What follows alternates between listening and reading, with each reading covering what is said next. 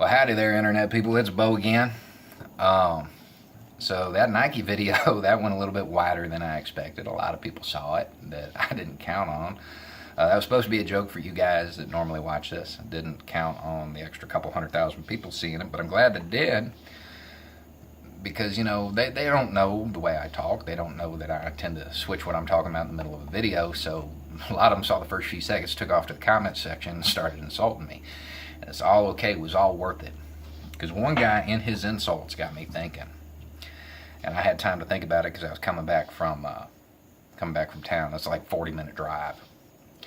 The insult was that my IQ was 2 points higher than a plant, and that I needed to, or asked if I could open my hick mind and understand what it was like to be a black person in the United States. No, I can't. Neither can you. Neither can you. I know right now there's some white ally out there learning the terminology that's saying, "No, I understand." No, you don't. You may get the statistics. You may understand the numbers. You may get that there's a huge disparity in the criminal justice system, and because of that, it translates into more unjust violence being visited upon them. You may get that. You may understand that there's a huge income equality gap. You may get that translates into a lower standard of living, lower health care. You may understand all of that. Doesn't mean you understand what it's like to be black in the U.S. It means you get the numbers. Maybe you understand a little bit of the history. But see, it's way deeper than that because, when we think about slavery, we think about the physical costs of slavery. And they're horrible, no doubt. But I think today, what's more relevant is something else. Where are you from?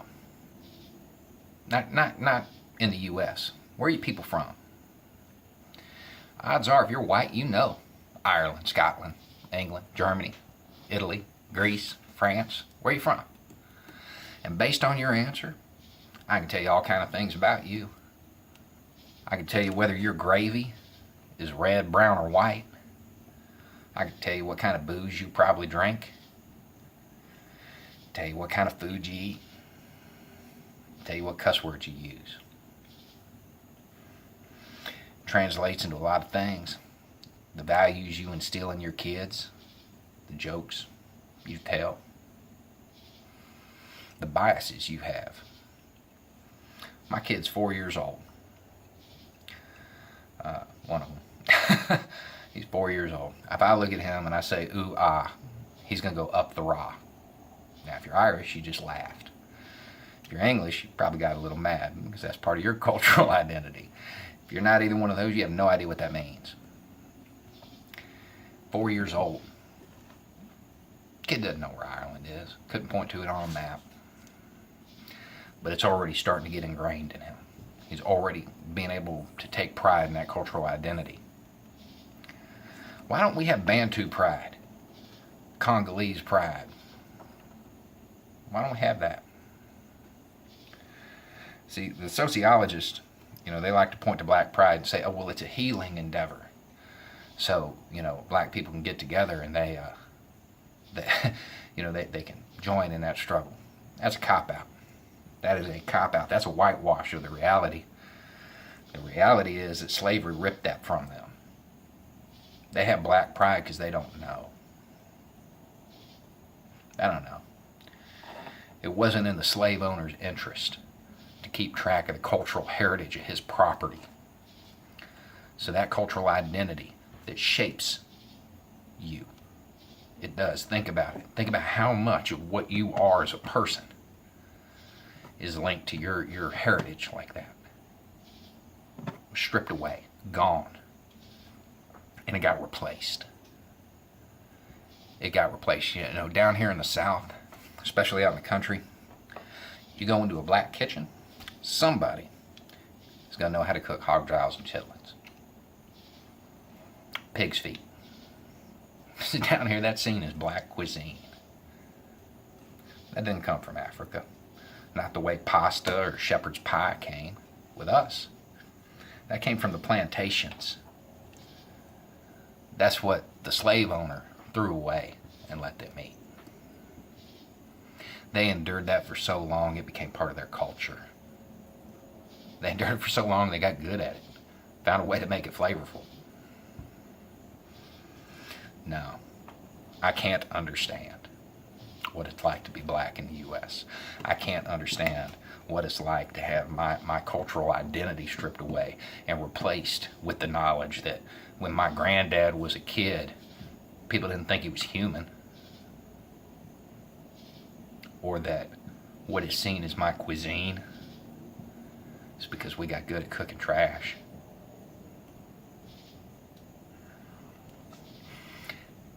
That's going to affect a people, a collective people, on a very deep level. You know, when you say get over it, we're a long way away from that. We're a long way from getting over slavery. Yeah, the physical scars, they've healed. They have. Cultural ones are still there because it's gone. It was stripped away. Just vanished in the air. And I really want you to think about how much of who you are as a person comes from the old country. And then imagine what it would be like if you didn't have that. And if what it was replaced with wasn't love of the red, white, and blue. Because the red, white, and blue didn't love you. It wasn't that long ago, guys. There are people alive today that dealt with that dealt with some pretty horrible stuff. And it's getting better. But it's not solved. That problem's ongoing, and it's going to stay ongoing for a while. You know, I've seen people say that they're not African American, that they're just American. And I love it. Good for you. I cannot wait until the day comes when all of us just leave those national identities behind and we're just people. But that's a long way off.